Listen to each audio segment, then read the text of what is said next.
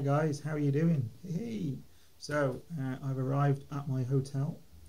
Excuse me, sorry it's a bit echoey. Obviously, typical hotel room. There's not a lot of furniture, but it's a lovely room. It really is. I'll give you a grand tour in a minute. So yeah, this is base camp. This is home for the next 3 weeks while I learn to fly. Thank you to FSDP. Hang on, here's my FSDP cap. There you go. If I can get it on. Brilliant. So yeah, this is home for the next 3 weeks. I arrived at around 3 o'clock this afternoon, unpacked. I don't normally unpack in hotel rooms, but obviously I'm here for 3 weeks, so might as well unpack. So I unpacked properly, put things in the right drawers and everything, so my other half will be proud. And then I went down to the spa because I've got spa passes, so I'm allowed to use the pool, jacuzzis, sauna, steam room, that kind of thing. So I went down to the spa, had a lovely swim, went in the jacuzzi, went in the sauna, and did the old ice bucket challenge thing when you pour the ice water over you, which is quite nice. I feel really good actually. Yeah, feel quite ready to go, quite refreshed after my drive down here. It wasn't too far. Come from Shropshire to the Cotswolds, so it took about 2 hours. Did the Kidderminster Road and then got on the M5 for all of you in Britain. To all you Americans that probably watch this, then what is a medium-sized drive for us is probably just around the corner for you. So yeah, 2 hours is medium-sized drive, I'd say, in the UK. But yeah, that's probably nothing for you guys. But yeah, our roads are a bit smaller, a bit more crowded in parts, and when you go through places like Kidderminster, narrow roads and everything. So it's not like your big interstates that go straight everywhere. Anyway, I'm rambling on, but this is day one, video one, and I will give you a quick tour of the hotel room and my view over the lovely little lake, so bear with me. So there we go, typical hotel room. Quite a nice picture of some rocks. Wardrobe, tea making facilities. Quite a big bathroom. Again, it's probably not big for you Americans, but I think that's a fairly decent size for a British bathroom. It's bigger than my bathroom at home anyway.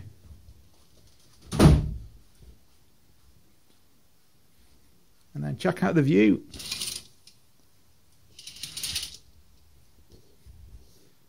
So yeah, quite nice to wake up to that every morning, especially being a fisherman. I love being next to water. And I've been told that there's a lake around here that if you're a resident of the hotel, you can fish for free. So when I've got a spare half an hour, I intend on taking the old pike rod down there and having a go, see if I catch a pike. It's only because I spoke to a local tackle shop and he says it was known for decent sized pike. So I thought I'd give it a go. So guys, I think it's 10 out of 10 for accommodation. It's ace. So far so good. Hell of a view. I'll just turn the camera around so you can see me properly. So yeah, hell of a view, really nice room, and all set ready for tomorrow. So till then, speak soon. Hi guys, how you doing? So I've had a really nice night, really comfy bed. Can't fault it at all. Hotel is amazing. It's really nice. So I went down to the spa this morning about 6 o'clock. Had a nice bit of an exercise in the hydro pool. Did all my usual physio stretches and so on and so forth. Then I went into the sauna, which was really nice. Did the old ice bucket challenge. It's quite nice and refreshing when you get that coming out of the sauna. And then just had a really nice breakfast, really good breakfast, proper full English breakfast. They even had black pudding. Oh, amazing. So yeah, I've got about an hour till I've got to go to the airfield. I've got myself some fruit for a bit of a smoothie afterwards. Pinch that from the breakfast bar to have in a minute. And yeah, today is looking a bit overcast. I don't know whether we're going to be allowed to fly today because I know that they can't fly in the cloud, and it's looking a bit grey out there. the moorhens enjoying their time in the water. But yeah, so far so good. I'll keep you posted, and hopefully have a few more videos later on today. Okay, all the best, speak soon. Hi guys, hope you're alright. So, been grounded this morning because of bad weather, so I haven't got to go, drop the phone, haven't got to go up in the air yet, but we've got to see around the plane and stuff. Anyway, just thought I'd do a little video because there's a helicopter, I don't know if you can see it, hovering away. So yeah, lots of activity now. The weather seems to be getting better, but I'm no expert, so I don't know whether we can go up yet or not. But just had lunch, really nice, and hopefully be up in the air very soon, if not tomorrow. So speak soon. Hi there, so this is just a quick look around the cafe area, which is called Aviate. Nice food, reasonable prices, really good, and they have a few airplane installations which, if you're a bit of a plane head, they're quite nice to look around actually. And then, as you can see, you're very close to the airfield, and obviously where people keep their planes and I presume jets and other things. So it's a really interesting area of the airfield. So if you're ever in the area, go to the cafe and check it out. Well worth half an hour or so.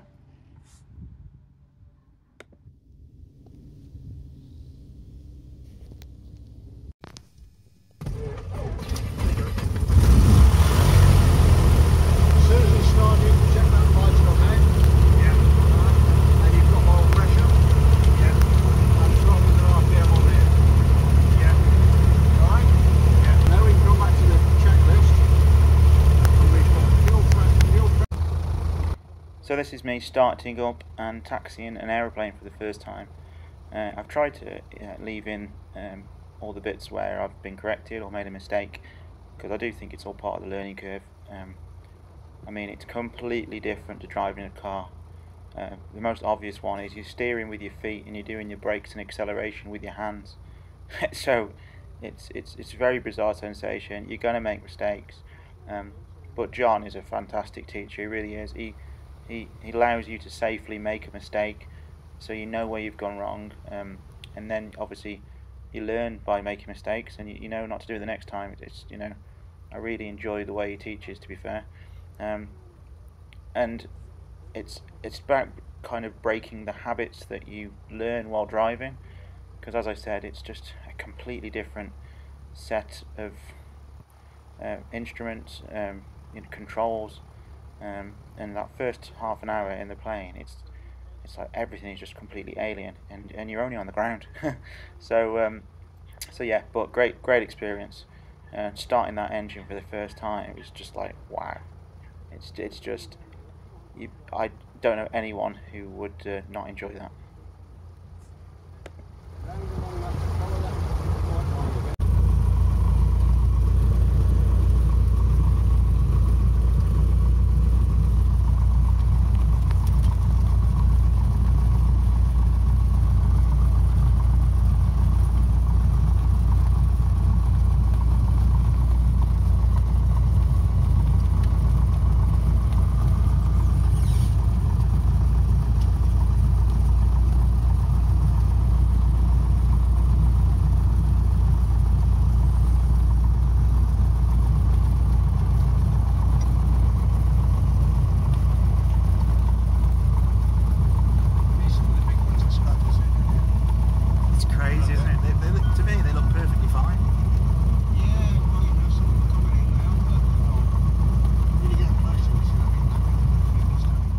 So this was just after myself and Dan had done some taxiing, and there was a bit of break in the, I think it was the cloud again, I'm not an expert in the weather, and John was feeling a bit bad that we hadn't put it in the air yet, which obviously it's not his fault, he can't control the weather.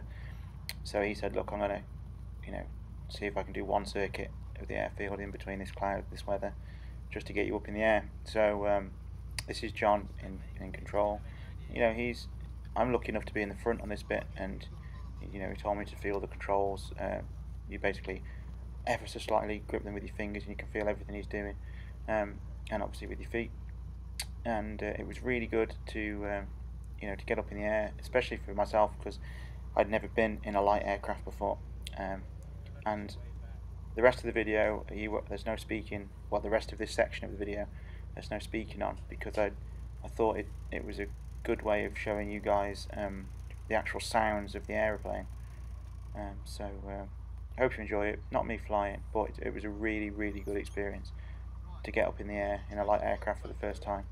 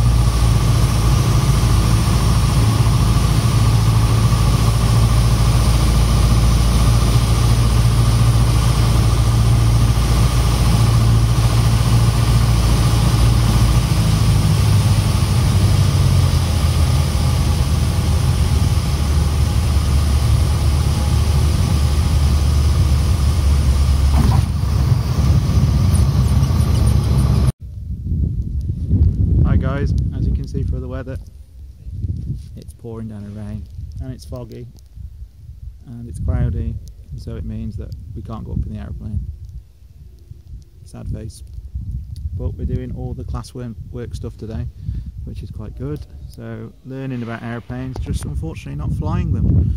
So hopefully the weather will pick up and, you know, oh sorry, dropped the phone, bit of wind.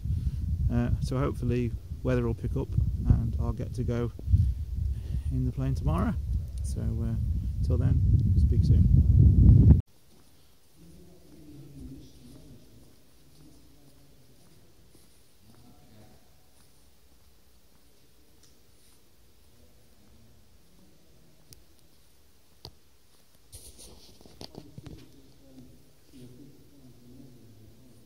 There she is, grounded. Get to fly today. Woohoo! So Danny boy's got the keys, and this is our first pre-flight check. We'll take this a bit more seriously in a minute. We'll do a trip, definitely. 2 wings. Bit of gaffer tape, we'll be fine. This is day 3, and it's the first time we've been coming this morning and we've been told, yeah, we can go up in the air. So weather's good. Just waiting for the instructor John, so you can come round with us while we have a nose at the plane. Dan's going to tell you all about what we're looking for.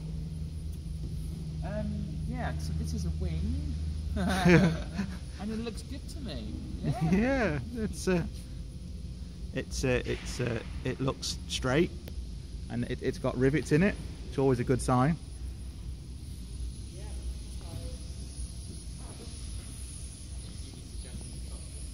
And this is the man, the legend that is John, coming now to.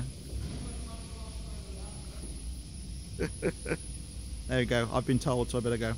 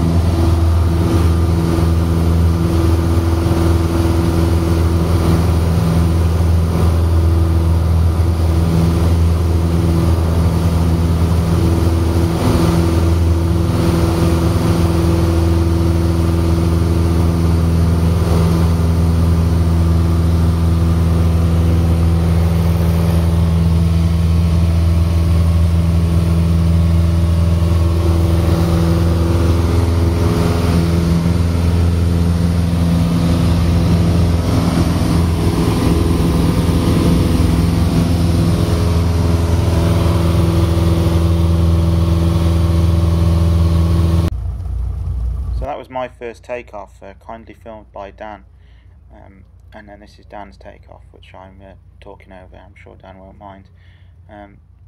Basically, I'd been in the aeroplane about half an hour of taxiing, and then John asked us to taxi towards the runway to get our clearance and stuff, and straight away he's like, tells us what to do. Get the plane up to speed, I'll ask you to rotate the controls, and then you'll take off. And you're thinking, oh my god, this man's crazy. I've just been in an aeroplane and I'm going to be taking off.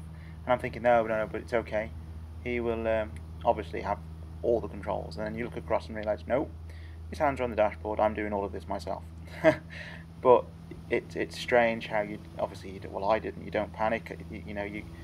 I think he installs confidence in you, and you feel you can do it, and he's there, if something was to go wrong, which it wouldn't, and every now and again he jumps in and he'll say, I'm just going to give you a hand with this, and he'll have the controls and he'll take you over a bit of wind or turbulence or something. So yeah, it was a really, really good way of learning, and it was such a great experience. I can't find it hard even now, and I'm editing this a week after I did that takeoff, to explain the experience of doing that for the first time.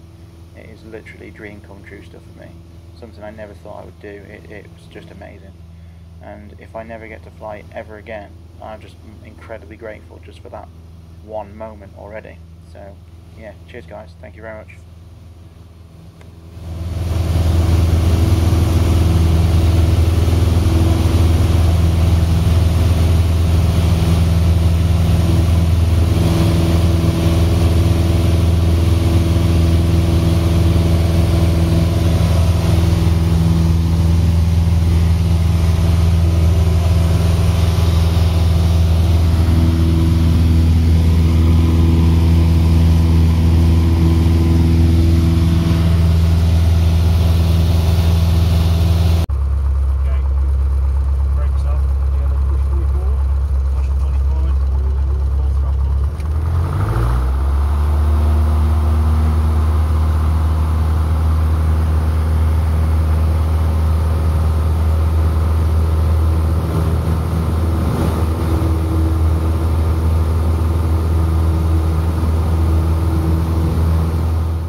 Just for a point of reference, all the time during this is my second takeoff, and John is talking to you. Obviously you can't pick that up on the audio because obviously we have to have headsets because of how loud the engine of the airplane is, especially at full power.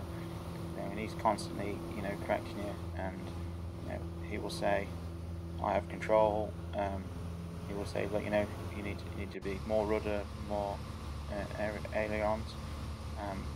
You know, he quite regularly tells me, you know, you need to fly out of this. You know, you're in control. You need to do something. Plane won't do it on its own. And you know, it's such a good. Well, for me, it's such a good way of learning. You know, you do feel safe, but you are actually doing it. And you know, if you watch this takeoff, it actually wasn't as smooth as the first one. I think it was because I actually thought about it, whereas the first one just kind of was like, oh my god, it's here, I've got to do it. And John has said to me, he goes, sometimes I think too much, and I do think that's a problem. Well, not a problem, but that's the thing that I need to get out of when it comes to flying. I need to you know, fly the plane on it, you know, more of an instinct rather than thinking about, well, what have I got to do now, blah blah blah, which I'm sure will come in time. And the thing is that every lesson so far is actually following on from one to the other. That they're starting to make sense. I mean, we've only had 3, and obviously we've had the ground school, but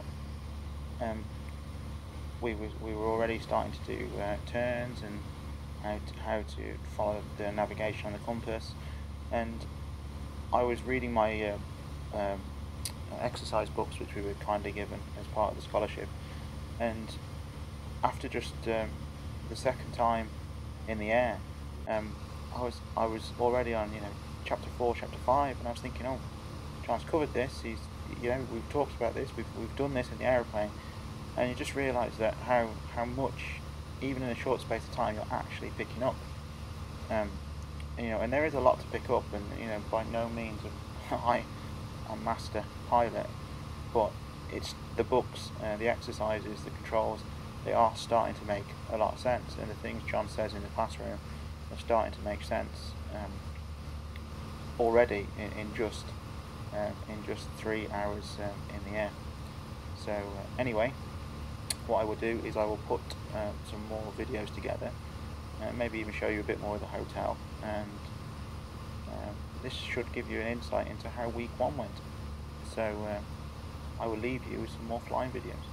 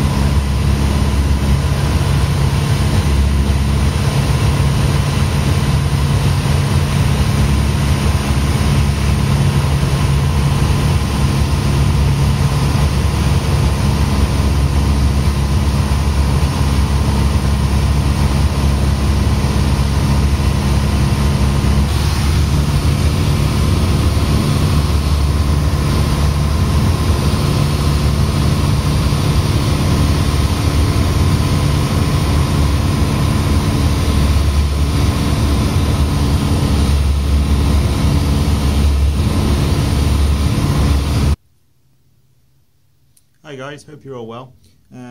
Okay, so we've been grounded today because of the weather. Although it looks fairly sunny, as you can see, we keep getting heavy showers, and there's forecast of thunderstorms, and the wind's quite up near the airfield. And in fact, we were sitting there waiting for a spot to open up, and it just didn't. And as the instructor John said, he goes, you can tell it's a bad day for the weather. He says, because there's no other traffic, and there was literally nobody else asking for takeoff or landing or anything at the airfield. It was just radio silence on the radio. So yeah, it's a shame, but you know, it's the weather. What can you do? Nothing. So so far I've done 3 hours flying this week, and then I've had 3 hours in the back seat while Dan flies.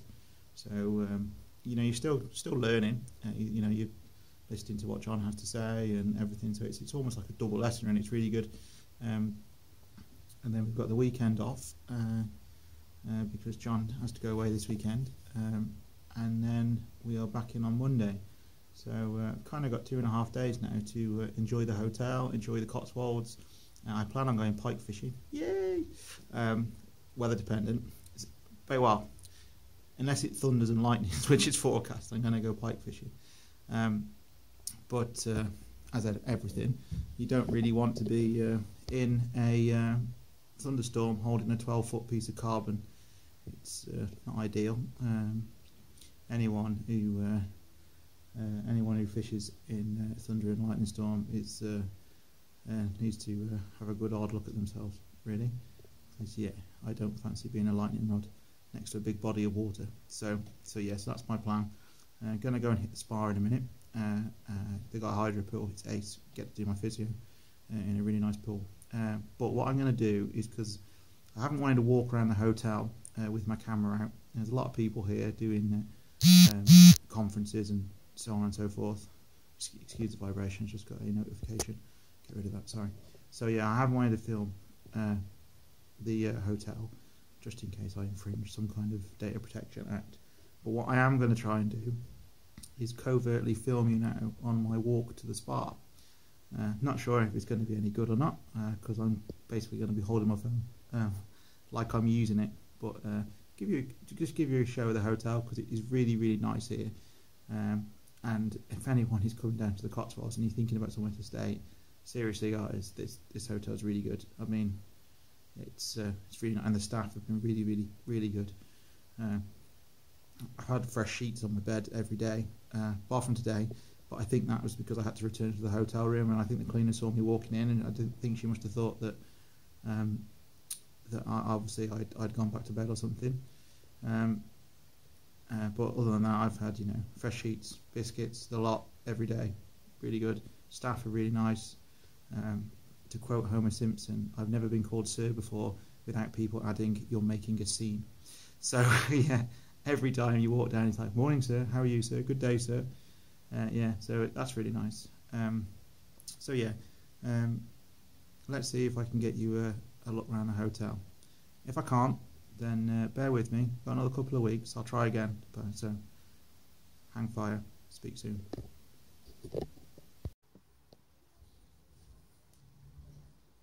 Hi guys, so you've already seen my hotel room, which is lovely. This is just a quick tour of my basic route to the spa or to breakfast. It's a little bit far for me, but there's places to sit down, so I don't mind. There's a lounge area where you will see in shortly. But these are the sort of views that I'm getting around the hotel of the various lakes. It's a really nice setting. Like I said, the staff are really friendly. The cleaners can't seem to do enough for you. There's a coffee machine in the lounge, and it's really good coffee actually. Free coffee too, so which is great. It's quite nice to. I'm quite a fan of a mocha, so it's nice to have a mocha in the morning. I will take you as far as the spa, but obviously I'm not going to film inside the spa because I just think that's wrong. If you want to look inside the spa, obviously you can look on the hotel website, which I will pop some links to the video on the YouTube. But yeah, if you come into this area, I mean, this is week 1 and it's been really, really good. So as you can see, it's a lovely reception area, plenty of space, plenty of comfy seats to relax in. There's always free papers to read, and to be perfectly honest, although it's been busy, it's not been obscenely busy that you've not been able to get a seat or anything, which is really nice. It's they seem to have everything just right, the number of guests for the number of chairs, etc. Some of the views though in the decking areas are just lovely. I imagine if the weather's nicer next week, I'll be sitting out there with a beer. But in the meantime, guys, that's the breakfast area, and there's the bar. I'm not going to film in the spa, so until next time, speak soon.